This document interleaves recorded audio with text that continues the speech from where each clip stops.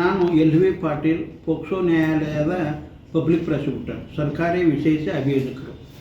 ನಮ್ಮ ನ್ಯಾಯಾಲಯದಲ್ಲಿ ಕುರ್ಚಿ ಪೊಲೀಸ್ ಸ್ಟೇಷನ್ದಲ್ಲಿ ಒಂದು ಪ್ರಕರಣ ದಾಖಲಾಗಿದ್ದು, ಆ ಪ್ರಕರಣ ಒಂದು ಬಾಲಿಕೆಯ ಮೇಲೆ ಅತ್ಯಾಚಾರ ಎಸಗಿ ಆರೋಪಿತನಿಗೆ 20 ವರ್ಷಗಳ ಕಠಿಣ ಶಿಕ್ಷೆ ಮತ್ತು 10,000 ರೂಪಾಯಿ ದಂಡ ವಿಧಿಸಿ ಮತ್ತು 20 ವರ್ಷಗಳ ಕಠಿಣ ಕಾರಾಗೃಹವಾಸವನ್ನು ಶಿಕ್ಷೆಯನ್ನು ವಿಧಿಸಿ ಇಂದಿನ ನಮ್ಮ ನ್ಯಾಯಾಲಯದ ನ್ಯಾಯಾಧೀಶರಾದಂಥ ಶ್ರೀಮತಿ CM ಪುಷ್ಪಲತಾ ಅವರು ತೀರ್ಪು ನೀಡಿದ್ದು, ಸದರಿ ಪ್ರಕರಣದಲ್ಲಿ 35 ಸಾಕ್ಷಿಗಳನ್ನು ನಾವು ಅಭಿಯೋಜನೆ ಪರವಾಗಿ ವಿಚಾರಿಸಿ ಮತ್ತು 46 ದಾಖಲೆಗಳನ್ನು ಮತ್ತು ಮುದ್ದೆಮಾರಗಳನ್ನು ಸಹಿತ ವಿಚಾರಣೆಯಿಂದ ಅದು ಕೃತ್ಯ ಸಾಬೀತಾಗುವುದರಿಂದ ಮತ್ತು ನಮ್ಮ ನ್ಯಾಯಾಲಯ ಅದರ ಬಗ್ಗೆ ತೀರ್ಪು ನೀಡಿದ್ದು, ಈ ತೀರ್ಪನ್ನು ನಾನು ಸಮಾಜದ ದೃಷ್ಟಿಯಿಂದ ನಾನು ಸ್ವಾಗತ ಬಯಸುತ್ತೇನೆ. ಇದು ಅದಲ್ಲದೆ ಇದು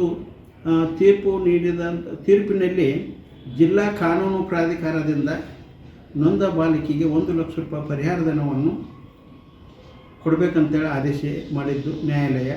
ಅದರಂತೆ ಇದು ಕೂಡ ತನಿಖಾಧಿಕಾರಿಯಾದಂಥ KS ಹಟ್ಟಿ ಅವರು ಇದನ್ನು ತನಿಖೆಯನ್ನು ಮಾಡಿ ದೋಷಾರೋಪಣೆ ಪಟ್ಟಿಯನ್ನು ಸದರಿ ನಮ್ಮ ಪೋಕ್ಸೋ ನ್ಯಾಯಾಲಯದಲ್ಲಿ ಸಲ್ಲಿಸಿದ್ದು.